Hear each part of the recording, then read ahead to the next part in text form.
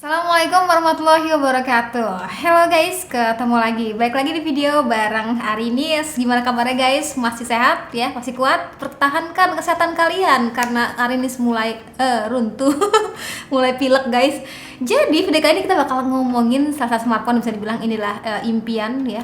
Impian banyak orang ya, gue pun juga sebenarnya mimpi sebenarnya tadinya awalnya. Dan alhamdulillah banget kali ini hadir di studio Arinis, yaitu Sony Xperia 5 Mark II. Ayo, mana coba fans Xiaomi? Oh, Xiaomi salah. Maksudnya fans Sony, mana suaranya? Coba terus di kolom komentar, klik like, share videonya. Oke, jadi HP ini tuh bisa dibilang ya harganya nggak main-main ya guys, dan sebenarnya dibutuhkan bagi seseorang yang memang content creator gitu mungkin ya. Jadi membutuhkan sebuah smartphone bukan hanya untuk komunikasi aja, tapi kayak bisa mendatangkan cuan-cuan lainnya. Contohnya apa? Kayak buat editor foto gitu ya, ataupun untuk fotografi, mobile fotografi itu ya bisa banget kan manfaatin si kameranya ini. Yoi, HP mahal-mahal jangan cuman buat gaya-gaya doang, ya gak sih? So, jadi dia guys, Sony Xperia 5 II. Ada juga tulisan Sony dan di sini kayak ada efek hologram gitu kalau misalkan terkena pantulan cahaya ya guys. Bagian kanan ada tulisan Xperia 5 Mark II sama ya. Dan di bagian bawahnya, jadi si Sony Xperia 5 Mark II ini itu punya beberapa kelebihan di bawahnya. Triple kamera, semua itu 12 megapiksel ya guys. Mau itu ultra wide-nya, mau itu kamera utamanya, mau itu telenya 12 megapiksel aja. Jadi tuh nggak yang 108 megapiksel atau 64, ini kayak 12 megapiksel. Tapi nanti kita lihat ya kemampuan bakal kayak gimana. Gue juga sempat bandingin juga sama smartphone di kelasnya. Nantilah. Oke, di sini ada kamera depan sebesar 8 megapiksel. Terus saya juga punya lebar layar tuh 6,1 inch dengan sudah Full HD Plus dan juga HDR OLED nih guys layarnya. Ini yang gue bilang tadi, kalau misalkan bagi teman-teman yang mungkin kebutuhannya kayak untuk editing foto ya, jadi kan foto dari hasil kamera kayak gini nih, itu kadang hasilnya tuh cuman burem gitu ya guys, masih belum butuh banget diolah. Nah kalau misalkan kalian olah di Adobe Lightroom pakai layarnya ini, itu berasanya tuh kayak lebih akurat aja, jadi nggak terlalu gonjreng ataupun nggak terlalu pucat. Dilengkapi dengan baterai sebesar 4000 Yamaha, Snapdragon 865 dan juga sudah IP68 ataupun 65. Oke, dan by the way itu pakai lensanya ala Zeiss gitu ya guys. Jadi kalau misalkan kayak modelnya Huawei itu kan pakainya Leica, kalau ini Zeiss. Kemarin juga sempat baca bocoran kalau Vivo nextnya bakal pakai lensa ini juga. Wow. Dan nggak lupa varian gue pegang itu dengan versi global ya guys. Jadi bisa menampung 2 SIM gitu ataupun hybrid gitu ya. Nantilah kita bahas. Jadi ini dia smartphone-nya, kita taruh dulu. Next kita dapetin apa? Di sini ada buku panduan singkat. Lalu dapetin juga ada earphone ya dengan ear tipsnya. Dan ini apakah dia mereknya Sony? Oh iya tentu Sony. Oke. Nextnya dapetin juga kepala charger Sony yang bentukan kepala charger itu seperti ini ya guys. Yang butuh kuota tambahan kalau misalkan di Indonesia. Dan itu support hingga 18 watt. Nextnya kita dapetin juga di sini ada kabel data yang C2C ya tuh. Oke, yoi, itu dia box daripada Sony Xperia 5 II. Nggak lengkap dengan software ataupun SIM card ejector. Nggak ada. Karena kenapa ya, tinggal tarik aja selesai, nggak usah pakai jarum pentul ataupun jarum SIM card ejector, itu nggak usah ya guys. Cus. Jadi penasaran kayak gimana sama smartphone ya? Gue rapin dulu ya, dan kalian jangan kemana-mana. Oke guys, balik lagi di video unboxingnya. Bagi teman-teman yang baru bergabung di channel ini sama unboxing seperti ini ya, ngomong itu panjang kali lebar kali tinggi. Dan sekarang gue lebih kesan pertama pada saat nyobain Sony Xperia 5 Mark II ini. Ini tadi kan pada saat videonya di off sebentar, itu gue agak salah fokus guys. Ternyata itu punya ukuran tuh compact banget. Jadi kan layarnya tuh 6,1 inch ya. Terus ternyata ya bentuknya tuh rasionya lebih memanjang. Jadi ini enak banget sih pada saat kita pegang gitu ya guys. Jadi kalau kalian sini untuk bagian belakang sendiri, itu punya body bermaterial glass ya, glass, dan juga bagian depannya juga sama. Depannya ini berlapis GG6. Jadi kalau bagian belakang ini agak-agak tuh kinclong banget kan guys, bisa buat kacaan gitu ya kan. Ayo lu mantul. Ketahuan deh bagian lighting segala macamnya. Jadi sini itu dilengkapi dengan LED flash lalu punya 12 megapixel sebagai kamera utamanya, ada juga ultra wide, pun ada juga tele. Dan kalau pasti juga dilengkapi dengan NFC ya guys. Dan tampak jelas banget Doi itu dilengkapi dengan lensa Zeiss, oke, dan ada tulisan Sony di sini dan ada Xperia. Dan ini kalau kita perhatiin untuk bodi belakangnya dia tuh nggak yang hard shell banget, itu enggak ya, kayak Sony-nya tuh kayak Sony-nya nyaru gitu. Padahal Doi sejatinya ini smartphone yang wow, banyak banget fansnya, fans boy Sony ada nggak coba di sini? Terus di kolom komentar ya guys. Dan ngomong soal Sony, gue tuh dulu punya kenangan gitu sama Sony karena dulu zaman SMA itu kali pertama gue punya smartphone yang ada kameranya, gue pakai Sony Ericsson. Kalian gitu juga nggak sih guys? Jadi dulu tuh pakai Sony Ericsson K300i. Ini wah penuh dengan kenangan. Kenapa? Karena HP sempat hilang dan nggak tahu kenapa balik lagi ketemu lagi guys. Itu ya rezeki gue aja sih. Dan tadi kita ngomong untuk smartphone ini bisa dibilang ya lumayan harganya, tapi gue lupa ngasih tahu kalau harganya itu dia di sekitar 19 jutaan ya, ataupun ada yang 18 juta 700 ini guys. Jadi kurang lebih segitu. Oke, jadi ya cukup banyak jajannya bulan ini. Jadi semoga aja teman-teman menikmati juga kontennya. Kita sama-sama bisa bareng-bareng belajar karena sejatinya HP ini benar-benar kayak buat profesional banget dan banyak banget lah fiturnya. Dan langsung aja kita perhatiin untuk bagian detailnya ya guys. Bagian bawah sini ada port yang sudah Type-C. Ada ini tombol kayak tombol cepat gitu. Ini juga tombol untuk masuk ke Google Assistant. Ada fingerprint pada bagian kanannya 19 juta menggunakan fingerprint bagian kanan layar, bukan dalam layar. Dan di sini dapat kontrol volume. Oke, di bagian atasnya ada port jack audio. Yoi, kan nggak salah dengar, ini masih dilengkapi dengan port jack audio karena jujur gue pun kadang kalau untuk kebutuhan bikin konten kayak IG stories gitu kan, gue biasanya pakai kamera depan ya guys. Dan biasanya gue pakai tambahan mikrofon gitu. Dan misalkan nggak ada port jack audio tuh gue agak bingung gitu loh guys. Sebenarnya bisa sih pakai yang TWS gitu, tapi kayaknya lebih enak aja kalau bener-bener pakai yang ada mic di depan gitu loh guys. Jadi ini butuh banget, iya, karena kan ini kayaknya emang smartphone yang dibutuhkan untuk bagi kalian yang bikin konten gitu sih kalau gue ngelihatnya ya. Lalu di bagian sampingnya dilengkapi dengan dilengkapi dengan 1 micro SD dan juga 1 SIM atau bisa juga dengan 2 SIM. Sekarang kita balik ke bagian layarnya, layar yang sudah OLED 6,1 inch aja, itu so compact banget. Dan ngomong-ngomong sambil menunggu nih kebuka ya, kita balik aja langsung lihat kira-kira loadingnya kayak gimana. Teng teng teng teng, ada bunyinya nggak? Oh nggak ada ya. Oh nggak ada ya. Penonton nungguin loh, nggak ada suaranya loh. Jadi ini dia tampilan utama daripada Sony Xperia 5 Mark II. Ini ngeliatnya sepintas, gue bener-bener kayak megangnya tuh kayak megang apa ya, MP3 player gitu loh guys, yang panjang gitu ya. Karena emang dia tuh punya rasio itu, walaupun layar 6,1, rasionya itu lebih memanjang ya, sekitar 21:9 gitu. Jadi nanti kita cobain kalau untuk pakai untuk kebutuhan nonton video YouTube yang zamannya pakai 21:9 tuh bakal kayak gimana. Udah nggak ada lagi yang kepotong, bener-bener kayak set gitu, pas banget.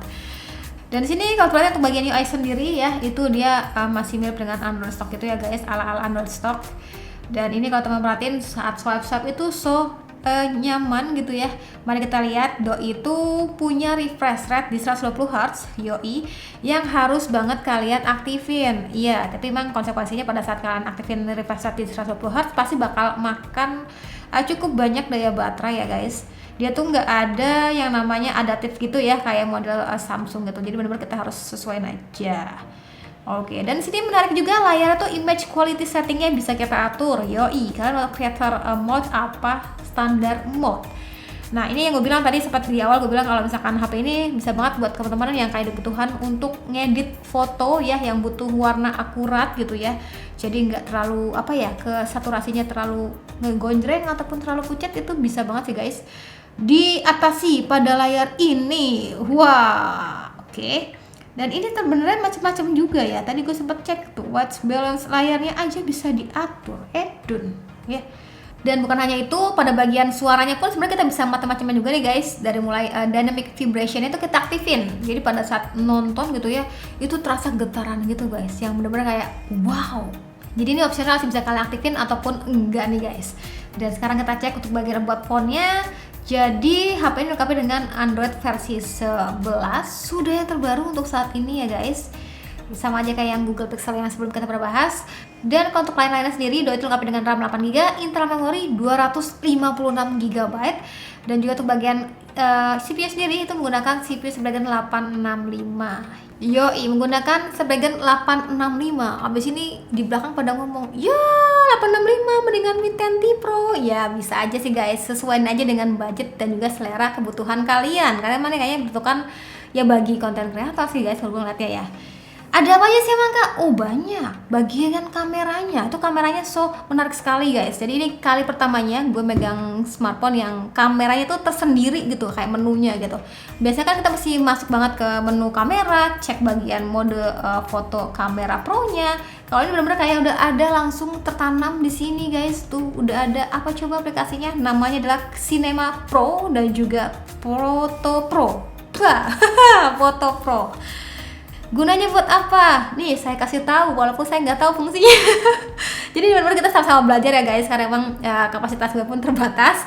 Akan itu mungkin bagi teman-teman yang mungkin jago foto, memfoto gitu ya, itu bisa banget sih manfaatin kamera ini. Karena so banyak banget pengaturannya, udah kayak HP Sony, kamera Sony yang di situ guys. Karena emang kalau Cinema Pro ini itu lebih ke kayak video gitu ya guys. Jadi bagi teman-teman yang mungkin tuh kan suka perekaman video yang macem-macem ya, itu sudah ada di sini ya guys. Jadi dalam artian kayak di luar defaultnya, di luar autonya, itu teman-teman bisa manfaatin di sini.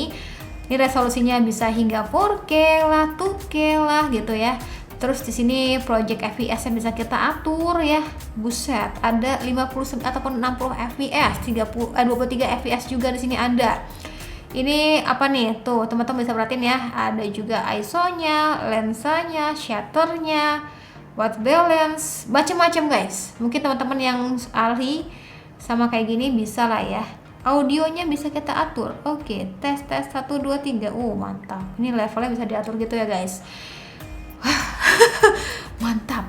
Dan kalau untuk Photo Pro sendiri, Photo Pro juga sama guys, bener-bener toh so antik banget di sini, banyak banget pengaturannya. Tuh udah ala-ala kamera gitu. Gue yakin sih kalau misalkan ini berada di tangan yang tepat, bisa langsung apa ya, bahasa kasar ya, mungkin balik modal. Iya, balik modal guys, karena ya tau lah ya foto profesional berapa sih harganya misalkan ya.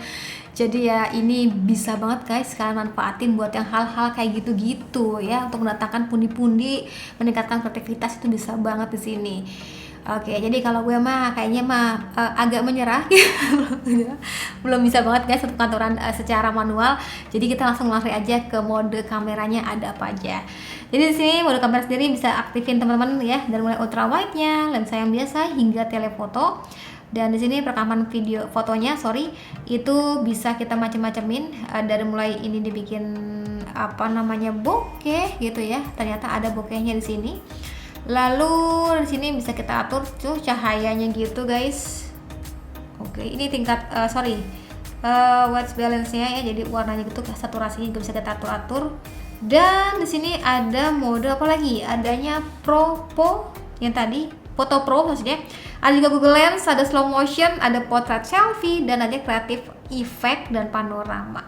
Creative effect tuh apa? Mari kita lihat. Gue pun sebenarnya belum cobain guys. Oh, kayak modelnya itu kayak filter lah ya. Lah, filternya ada beginian juga. Alah. Terus perekaman video sendiri itu kamera belakang mampu merekam video hingga 4K atau bisa juga di Full HD 60 fps. Sedangkan di sini lengkap juga dengan OIS pastinya ya. Jadi harusnya lebih smooth gitu. Dan kalau untuk kamera depan sendiri itu perekaman videonya maksimum hingga Full HD. Yoi. Ya nggak bisa 4K ataupun nggak bisa di 60 fps. Pasti juga dilengkapi dengan video stabilization ya, jadi lebih apa ya, smooth aja kalau untuk nge-vlog. Kamera depan kalau dipakai untuk kebutuhan selfie, ya kayaknya ini kalau menu beauty mah kurang ada nih guys, kurang beauty guys. Kalau yang mau beauty tuh teman-teman bisa nyoba smartphone dari Vivo ataupun Oppo, itu jagonya selfie betulnya.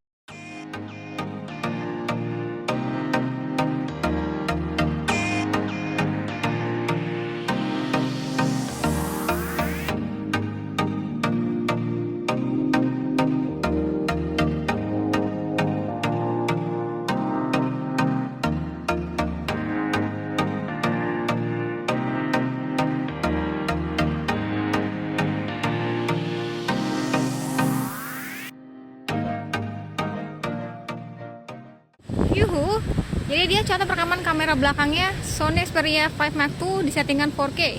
Bisa juga sebenarnya di 1080 60 fps, dan ini sayangnya lensanya tuh kita nggak bisa berubah-ubah gitu ya guys. Jadi benar-benar lo harus tag di awal. Jadi mau ultrawide, mau yang tele, mau yang lensa utamanya gitu ya.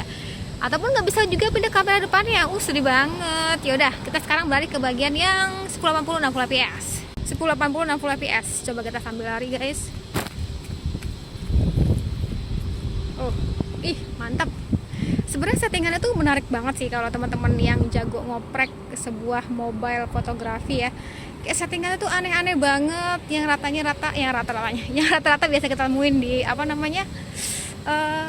kamera layaknya kamera profesional, tapi ini gue pakainya default aja, auto aja guys. Jadi segitu aja tes daripada kamera belakang 1060. Dan kali ini adalah contoh perekaman kamera depannya Sony Xperia 5 Mark II. Jadi ini kamera depannya gue sih ngeliat ya, warnanya tuh kayak natural gitu, jadi nggak yang putih gitu, nggak, lebih ke bibirnya aja sih guys sedikit merah, dan dia tuh kayak ada autofocus gitu yang tetap ngikutin wajah kita ya. Cahayanya pun dia ngikutin dengan cepat ya, dan ini asik banget sih kalau dipakai untuk kebutuhan vlogging ya kalau kita lihatin di layar. Tapi nggak tahu deh kalau nanti di PC bakal kayak gimana ya guys. Ya segitu aja untuk tes daripada kamera depannya. Terus di komentar ya pendapat kalian kayak gimana untuk hasil videonya. Sekarang kita ngomongin untuk bagian performanya, karena aku menggunakan CPU Snapdragon 865. Core RAM itu sendiri yang dihasilkan daripada Sony Xperia 5 Mark II dilengkapi dengan skor yaitu 494 ribuan. Yoi, hampir 500 ribu. Iya, gede juga ya guys. Dan langsung aja kita coba untuk kebutuhan main game PUBG. Kira-kira dia berapa lama nih untuk bukanya, coba. Cepat banget ya. Semantap nian. Guys, suaranya langsung menggelegar dari kanan kiri adalah, dan juga doi itu kayak apa ya? Ada vibration gitu, getaran gitu yang terasa banget. Ya, terasanya tuh bukan yang kayak geli-geli model kayak yang smartphone pernah kita review sebelumnya yang 3 jutaan itu, bukan.